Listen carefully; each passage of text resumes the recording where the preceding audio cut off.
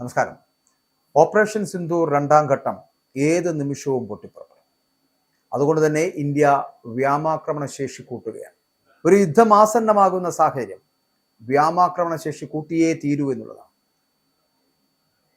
5ാം തലമുറ വിമാനങ്ങൾ റഷ്യയും യുഎസും വാഗ്ദാനം ചെയ്തിട്ട് പോലും 4ാം തരത്തിൽപ്പെട്ട ഫ്രാൻസിന്റെ റഫാൽ വിമാനങ്ങൾ എന്തിനു വാങ്ങിയെന്ന ചോദ്യം ആയുധരംഗത്തെ വിദഗ്ധർ പലരും ഇന്ത്യയോട് ചോദിക്കുകയാണ്. റഷ്യ Su-57ഉം USF-35ഉം ഇന്ത്യക്ക് നൽകാമെന്ന് വാഗ്ദാനം ചെയ്തിരുന്നു. പക്ഷെ ഇന്ത്യ ഈ റഫാൽ യുദ്ധവിമാനങ്ങൾ വാങ്ങാൻ തന്നെ കാരണമെന്ന് പറയപ്പെടുന്നത് ഒന്നല്ല, പല കാരണങ്ങളുണ്ട്. അതിലൊന്ന് ഫ്രാൻസ് ഒരു മിഡിൽ പവർ ആണ് എന്നതാണ്. ഫ്രാൻസിന്റെ കയ്യിൽ നിന്നും യുദ്ധവിമാനങ്ങൾ വാങ്ങിയാൽ രാഷ്ട്രീയ നഷ്ടമുണ്ടാകില്ല. US-ൽ നിന്നും 5ാം തലമുറ യുദ്ധവിമാനമായിട്ടുള്ള F-35 വാങ്ങിയാൽ അത് ഇന്ത്യക്ക് രാഷ്ട്രീയ നഷ്ടം വരുത്തി വയ്ക്കും. ഉദാഹരണത്തിന്, ഈ അമേരിക്ക പാകിസ്ഥാനും ആയുധങ്ങൾ നൽകുന്ന ഒരു രാജ്യമാണല്ലോ. ഈയിടെ പാകിസ്ഥാന് അമേരിക്ക പണ്ട് നൽകിയ F-16 യുദ്ധവിമാനങ്ങൾ ആധുനികവൽക്കരിക്കുന്നതിന് അമേരിക്ക സഹായിക്കും എന്ന ട്രംപിന്റെ പ്രസ്താവന അതും വളരെ പ്രാധാന്യമുള്ളതാണ്. അങ്ങനെ പാകിസ്ഥാന്റെ പക്കൽ ആധുനികമായിട്ടുള്ള F-16 ഉള്ളപ്പോൾ പിന്നെ ഇന്ത്യക്ക് F-35 കിട്ടിയിട്ട് ഒരു കാര്യവുമില്ല. മാത്രമല്ല, നാളെ അമേരിക്ക പാകിസ്ഥാന് F-35 തന്നെ നൽകുന്ന ഒരു സാഹചര്യം ഉണ്ടാകും. ഇതാണ് രാഷ്ട്രീയ നഷ്ടം എന്ന് പറയപ്പെടുന്നത്. ഇനി റഷ്യയുടെ കാര്യം എടുക്കാം. യുദ്ധവിമാനങ്ങൾക്ക് വേണ്ടി റഷ്യ നിർമ്മിക്കുന്ന എഞ്ചിനാണ് RD-93. ഈ എഞ്ചിൻ റഷ്യ ചൈനയ്ക്ക് നൽകിയിട്ടുണ്ട്. ചൈനയുടെ ഈ JF-17 എന്ന യുദ്ധവിമാനത്തിൽ ഉപയോഗിക്കുന്നത് RD-93 ആണ്.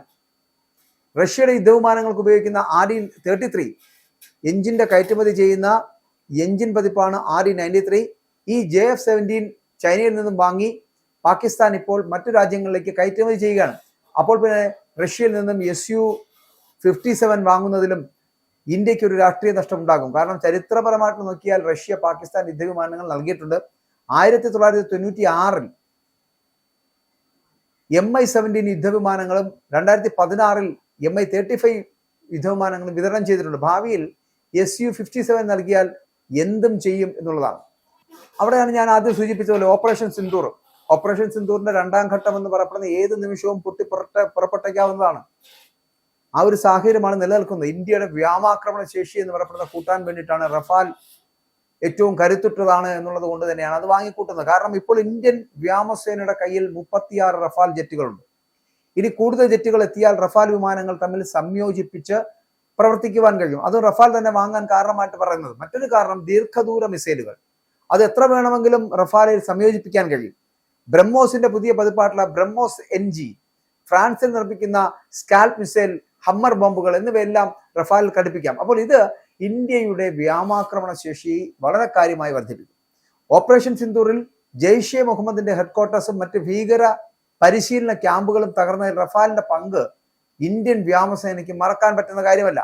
ആക്രമണശേഷിയിലെ ഈ മികവാണ് റഫാൽ തന്നെ മതി എന്നുള്ള ഒരു തീരുമാനത്തിലേക്ക് എത്തിയത് എന്ന് വേണമെങ്കിൽ പറയാം. മാത്രമല്ല, ഇന്ത്യക്ക് ഭാവിയിൽ ആധുനികമായിട്ടുള്ള യുദ്ധവിമാനങ്ങൾക്കുള്ള എഞ്ചിൻ ഇന്ത്യയിൽ തന്നെ നിർമ്മിക്കണം എന്നുണ്ട്. അപ്പോൾ അതിന് ഫ്രഞ്ച് കമ്പനിയായിട്ടുള്ള ഈ സഫ്രാൻ സഹായിക്കാൻ എന്ന് പറഞ്ഞിട്ടുണ്ട്. ഇതും ഫ്രാൻസുമായുള്ള കരാർ ഉറപ്പിക്കുന്നതിന് ഇതൊരു കാരണമാണ്. അപ്പോൾ ഇന്ത്യയിൽ നിന്ന് റഫാലിന്റെ അറ്റകുറ്റപ്പണിക്കും മറ്റുമൊക്കെ വലിയ ഫാക്ടറി തുറക്കാമെന്ന് ഈ കരാറിന്റെ ഭാഗമായിട്ട് സമ്മതിച്ചിട്ടുമുണ്ട്.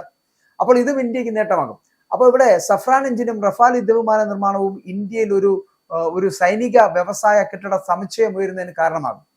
ഇതും ഇന്ത്യയുടെ തീരുമാനത്തിന് പിന്നിലെ പ്രധാന ഘടകമാണ് എന്ന് പറയേണ്ടിയിരിക്കുന്നു. 3.25 ലക്ഷം കോടി നൽകി വാങ്ങാൻ ഉദ്ദേശിക്കുന്ന 114 റഫാൽ യുദ്ധവിമാനങ്ങളിൽ 18 എണ്ണം മാത്രമേ ഫ്രാൻസിൽ നിന്നും നേരിട്ട് വാങ്ങൂ എന്ന് പറയപ്പെടുന്നുണ്ട്. ബാക്കി 96 എണ്ണവും ഇന്ത്യയിൽ നിർമ്മിക്കുമെന്നാണ് പറയപ്പെടുന്നത്. അപ്പൊ ഇതിൽ 20% ഭാഗങ്ങൾ ഇന്ത്യയുടെ ആവശ്യങ്ങൾക്കനുസരിച്ച് വികസിപ്പിക്കുന്നവ ആയിരിക്കും. വ്യോമാക്രമണ ശേഷിയിൽ ഇപ്പോൾ നിലനിൽക്കുന്ന ദൗർബല്യം പരിഹരിക്കുവാനും 114 റഫാൽ ജെറ്റുകൾ സഹായിക്കുമെന്നാണ് പറയപ്പെടുന്നത്. ഇന്ത്യക്ക് 42 വിമാന സ്ക്വാഡ്രാണെങ്കിലും ഭാവിയിൽ ഉണ്ടാകണമെന്നതാണ് കണക്കുകൂട്ടൽ. പക്ഷേ ഇപ്പോൾ 29 സ്ക്വാഡ്രാനേ ഉള്ളൂ. റഫാൽ എത്തുന്നതോടുകൂടി ഇത് പരിഹരിക്കപ്പെടുമെന്നാണ് പറയപ്പെടുന്നത്. അടുത്ത 15 മുതൽ 20 വർഷത്തേക്കുള്ള ഇന്ത്യയുടെ വ്യോമാക്രമണ ശേഷിയെ കരുത്തുറ്റതാക്കാൻ റഫാലിന് സാധിക്കുമെന്നാണ് പറയപ്പെടുന്നത്. ഫെബ്രുവരി 17 മുതൽ 19 വരെ ഫ്രഞ്ച് പ്രസിഡന്റ് ഇമ്മാനുവൽ മാക്രോൺ ഇന്ത്യയിൽ സന്ദർശനം നടത്തുന്ന വേളയിലാണ് അന്തിമ പ്രഖ്യാപനം ഉണ്ടാകാൻ പോകുന്നത്. അപ്പോൾ ഇവിടെ ഓപ്പറേഷൻ സിന്ദൂർ എന്ന് പറയപ്പെടുന്ന 2ാം ഘട്ടം ഏത് നിമിഷവും പൊട്ടിപ്പുറപ്പെടുവാനുള്ള സാഹചര്യം ഇന്ത്യയിലുണ്ട്. കാരണം പാകിസ്ഥാന്റെ അതിർത്തി പ്രദേശങ്ങളിൽ നിന്ന് അത്തരത്തിലുള്ള ചില പ്രതിബന്ധങ്ങൾ ഉണ്ടായിക്കൊണ്ടിരിപ്പുണ്ട്. അതുകൊണ്ട് തന്നെ ഒരു യുദ്ധം പൊട്ടിപ്പുറപ്പെട്ട് കഴിയുന്നതിന്റെ സാഹചര്യം ഇപ്പോൾ നിലവിലുള്ള സാഹചര്യത്തിൽ എപ്പോൾ വേണമെങ്കിലും ഒരു ഓപ്പറേഷൻ സിന്ദൂർ ഉണ്ടാകാം. അതിനു വേണ്ടിയിട്ട് തന്നെയാണ് വ്യോമാക്രമണ ശേഷി കൂട്ടിക്കൊണ്ട് ഇന്ത്യ റഫേൽ യുദ്ധവിമാനങ്ങൾ വീണ്ടും വാങ്ങിക്കൂട്ടാൻ തയ്യാറെടുക്കുന്നത്. മാത്രമല്ല, ഓപ്പറേഷൻ സിന്ദൂർ രണ്ടാം ഘട്ടം ഉണ്ടാകേണ്ടതിന്റെ ആവശ്യകത എന്ന് പറയപ്പെടുന്നത് ഇപ്പോഴും പ്രകോപിതമാകുന്ന തരത്തിലേക്ക് പാകിസ്ഥാന്റെ ഇടപെടലുകളാണ്. ആ ഇടപെടലുകൾ ഉണ്ടായ സാഹചര്യത്തിലാണ് ഓപ്പറേഷൻ സിന്ദൂർ ഏത് നിമിഷം വേണമെങ്കിലും പൊട്ടിപ്പുറപ്പെടാം എന്നുള്ള അവസ്ഥയിലേക്ക് ഇന്ത്യയും എത്തിച്ചേർന്നിരിക്കുന്നതും. അതുകൊണ്ട് തന്നെ വ്യോമാക്രമണം ശേഷി കൂട്ടുക എന്നുള്ളത് ഇന്ത്യയുടെ ഒരു ആവശ്യമായി മാറിയിരിക്കുകയാണ്. വലിയ യുദ്ധമുണ്ടായാൽ ആരെയും തച്ചു തകർക്കുവാൻ പോകുന്ന തരത്തിലുള്ള യുദ്ധ സംവിധാനങ്ങൾ, വിമാന സംവിധാനങ്ങൾ, ആയുധ സംവിധാനങ്ങൾ അത് ഇന്ത്യ അതിന്റെ ശേഷി എന്ന് പറയുന്നത് വർദ്ധിപ്പിക്കുകയാണ്. അതിലൂടെ നമുക്ക് ഒരു കാര്യം മനസ്സിലാക്കാം, ഇന്ത്യക്കെതിരെ തിരിയുന്ന ഏത് നിമിഷവും ആരെയാണെങ്കിലും തിരിച്ചടിക്കാൻ ഇന്ത്യ റെഡിയാണ്.